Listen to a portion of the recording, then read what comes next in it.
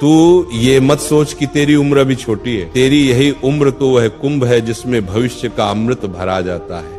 अगर इस समय तू अपने कर्म का, अपनी पढ़ाई का, अपने ज्ञान का आदर नहीं करेगा तो आने वाले समय में भाग्य भी तेरे द्वार पर दस्तक नहीं देगा। याद रख, विद्यार्थी जीवन खिलौना नहीं, तपस्या है, और जिसने तपस्या में आलस्य मिला दिया उसका भविष्य राख बन जाता है। हर विद्यार्थी चाहता है कि उसके शिक्षक उसकी प्रशंसा करें, उसके सहपाठी उसका सम्मान करें और वह परीक्षा में अच्छे अंक प्राप्त करे।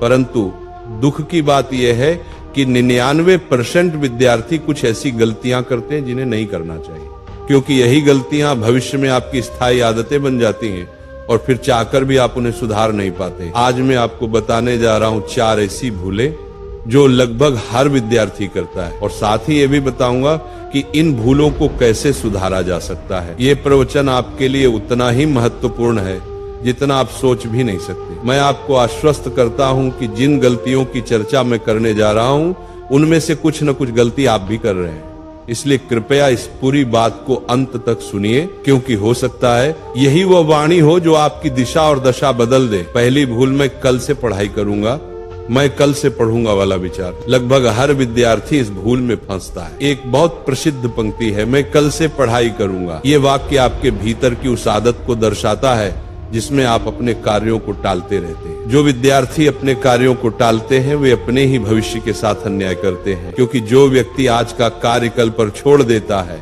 वह कल आने पर भी वही बात दोहराता है, मैं कल से करूंगा, और वह कल कभी नहीं आता। हम अपने आप से वादे तो बहुत करते हैं, आज से मन लगाकर पढ़ूंगा, पर जब पढ़ने का समय आता है तो सोचते हैं अभी तो बहुत समय है, बाद में कर लूंगा, अभी थोड़ा फोन चला लेता हूँ, कुछ वीडियो देख लेता हूँ, और देखते ही देखते घंटे बीत जाते हैं। इस तरह हम अपना कीमती समय बर्बाद कर देते हैं। सोचिए, यदि मैं आपको रोज एक छोटी लकड़ी तोड़ने को दूं तो आप आसानी से तोड़ देंगे, पर यदि मैं आपको सारी लकड़ियां एक साथ दे दूं और कहूं अब तोड़ो तो आप नहीं तोड़ पाएंगे। यही हाल परीक्षा का होता है। अगर आप रोज थोड़ा थोड़ा पढ़ेंगे तो परीक्षा आने पर आपको कोई घबराहट नहीं होगी, क्योंकि आपने पहले से अपना पाठ्यक्रम पूरा कर लिया होगा। लेकिन अगर आप सब कुछ परीक्षा के एक दिन पहले पढ़ने बैठेंगे तो आपको कुछ समझ में नहीं आएगा। इसलिए इस भूल को तुरंत सुधारिए। नियमित रूप से अध्ययन कीजिए, चाहे थोड़ा ही पढ़ें, लेकिन नियमितता बनाए रखें। कभी भी कार्य को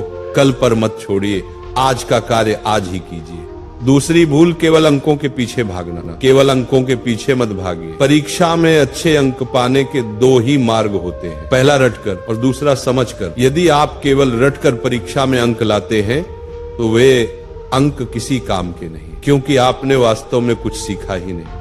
वह तो केवल कॉपी पेस्ट का काम हुआ। मैंने अनेक विद्यार्थियों को देखा है जो केवल रटकर पास होते हैं लेकिन जीवन में कुछ नहीं कर पाते, क्योंकि उन्होंने कभी कौशल और आत्मविकास पर ध्यान नहीं दिया।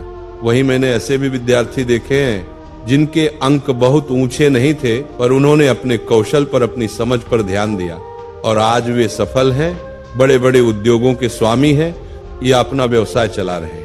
इसलिए अंकों को उतनी ही महत्ता दीजिए जितनी वे वास्तव में रखते हैं, न उससे अधिक न उससे कम। अध्ययन का उद्देश्य केवल अंक नहीं बल्कि ज्ञान होना चाहिए। जब आप पढ़ते हैं तो ऐसा महसूस होना चाहिए कि आप एक खेल खेल रहे हैं जिसमें आनंद भी है और मस्तिष्क भी तीक्ष्ण हो रहा है। हमेशा याद रखिए, जो कुछ भी पढ़ें उसे इस भाव से पढ़ें कि आज मुझे कुछ नया सीखना है। जब ये भाव आएगा तो अंक अपने आप बढ़ेंगे और जीवन में प्रगति भी स्वतः होगी।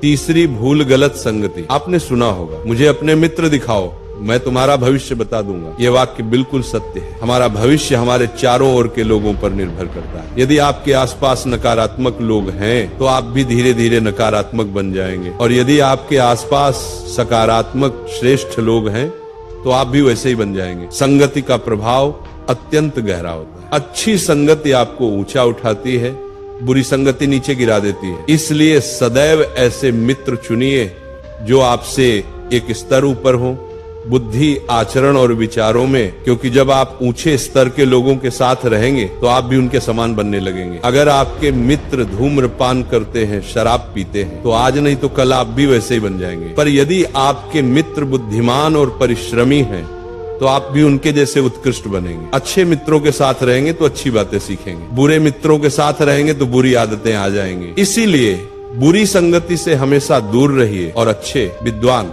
समझदार मित्रों का साथ चुनिए। चौथी भूल, सोशल मीडिया का दुरुपयोग। सोशल मीडिया का निर्माण इसलिए हुआ था कि हम अधिक से अधिक लोगों से जुड़ सके, अपना ज्ञान साझा कर सके। लेकिन दुर्भाग्यवश आज हम सोशल मीडिया का उपयोग केवल समय नष्ट करने के लिए करते हैं। सच तो यह है कि हम सोशल मीडिया का उपयोग नहीं करते, बल्कि सोशल मीडिया हमारा उपयोग कर रहा है।